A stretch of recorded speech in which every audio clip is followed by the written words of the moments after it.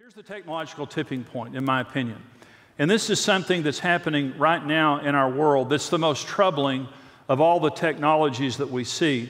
In the past decade, there have been dramatic advancements in the field of genetics and genetic engineering. As with other areas of knowledge, it is rapidly increasing. And there's some slides that are going to come up here that you're going to see. And the first one we're going to look at is in human genetic engineering. And it's the first is a Forbes article. And it says the era of genetically altered humans could begin this year. And this was actually written in January of 2014. And this is talking about a vote that was taken in the UK to allow the DNA of 3 adults to be put in an embryo rather than 2 adults. For the first time in human history, we now have the ability to introduce the DNA of more than 2 people to create a child. Okay? But China this year, this is the next slide here, Chinese scientists genetically modified a human embryo. It says, in a world first, Chinese scientists have reported editing the genomes of human embryos. Okay, so this happened in April of this year. Listen, in the first time in human history, a human embryo has been edited. Now let me tell you what that means. That means they're going in to change the DNA of a baby that's going to be born. And this results in designer babies. Rather than just, having a baby and taking your chances, is it going to be a boy or a girl? Is it going to be tall or going to be short? What's this child going to be like? And you wait to see. You don't wait to see. You go into an office and you sit down and say, we want this baby to be smart. We want this baby to be tall. We want this baby to have any diseases. Here are the diseases of our family. Go in there and change the genetics and erase all this. So basically, it's humans being God. And we're the first generation that has the opportunity to do this, and it's just starting, but this technology is advancing very quickly. Here's another one that's very troubling. This is humancloning.org. If you want to go on their website, this is a big push now for human cloning. Now, I'm from Amarillo, and Amarillo is the American Quarter Horse Association, and quarter horses are all about breeding for centuries. It's all about breeding. And you go in, you have a horse, you register that horse, and they know all the family bloodlines and all that. They're now cloning horses, and people with cloned quarter horses are coming to the Quarter Horse Association and say, we want to register our cloned horse. They say, no, it's not real. It's a cloned animal. It's not real. And so there's a big legal fight now over whether they're going to clone horses or not. But they have 22 reasons for human cloning. Okay, there's 22 of them. One of them is to take a step toward immortality. This is the common thread you're going to hear me say here in these deals. To take a step toward immortality. That kind of sounds like man trying to be God, right? Let me just tell you a little secret. I've got immortality. I don't have to clone to do it. Here's another slide, very, very troubling. 150 human-animal hybrids grown in UK labs. Now, this was written in 2011, so this is old news. Right now, all over the world, human-animal hybrids are being created. Pigs with human blood, sheep growing human hearts and organs, a mice that's growing a human ear on its back, and all different kinds of animals. And the problem with this is relatively low tech. And now it's being done all over the world. What I'm saying is the human seed is now being introduced with animal seed to produce a hybrid race like Dr. Moreau or something like that we've never seen before in the history of the world, but it's happening now. But this is the worst of all, the one I'm about to talk about. Now, I want to stop right here and just say, God's in control, Jesus is coming, okay? So don't get down on me now. So this is all good, okay?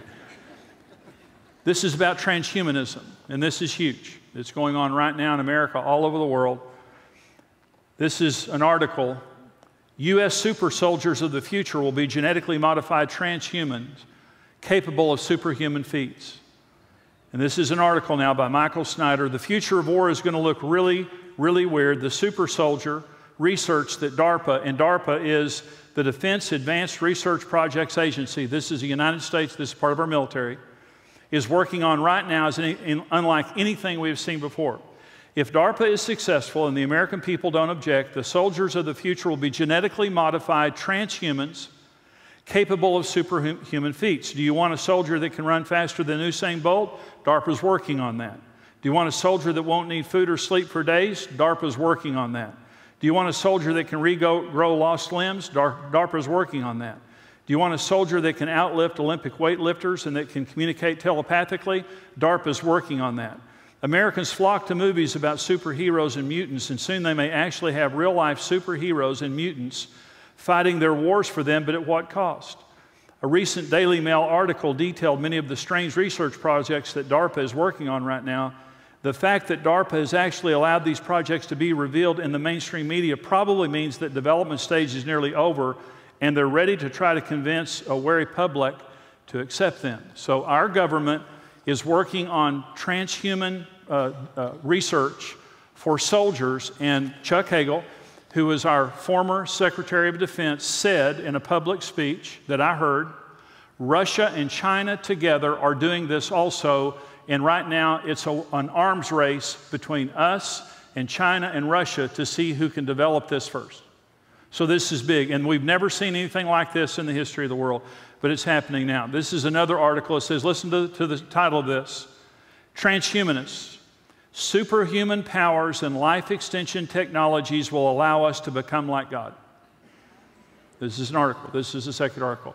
Here's the final article. This is Ray Kurzweil, and he is the head of engineering for Google with billions of dollars behind him. And here's the title of this article, Humans will be hybrids by 2030. This is what he says. It says, in the future, humans are going to be artificially intelligent. That's the prediction of Ray Kurzweil, Director of Engineering at Google, who spoke Wednesday at the Exponential Finance Conference in New York. Kurzweil predicts that humans will become hybrids in the 2030s. That means our brains will be able to connect directly to the cloud, where there will be thousands of computers, and those computers will augment our existing intelligence. He said the brain will connect via nanobots, tiny robots made from DNA strands. Our thinking then will be a hybrid of biological and non-biological thinking. Now this, by the way, what they're working toward is called singularity.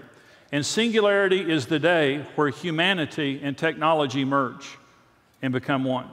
And they're saying in these articles, 30 or 40 years from now, if you and your children aren't doing this, you will be considered subhuman. You'll be way behind. You won't be as intelligent. You won't be as strong. You'll have diseases. They won't have diseases, so on and so forth. So there are unbelievable things happening in this area. Now, I want to change gears in this message, and I want to close by talking about something. And you know, in the big scheme of things, this doesn't matter. Now, I'm going to talk about this as though it's true. Okay, so I'm just going to talk like everything I'm saying from here on is true. Some of it I don't know is. Okay, but some of it is, absolutely is. But I'm saying it doesn't matter. So if you don't agree with part of this, really doesn't matter, okay? But I'm saying this because I'm going to make a statement at the end that is very important, okay? So just making a change here.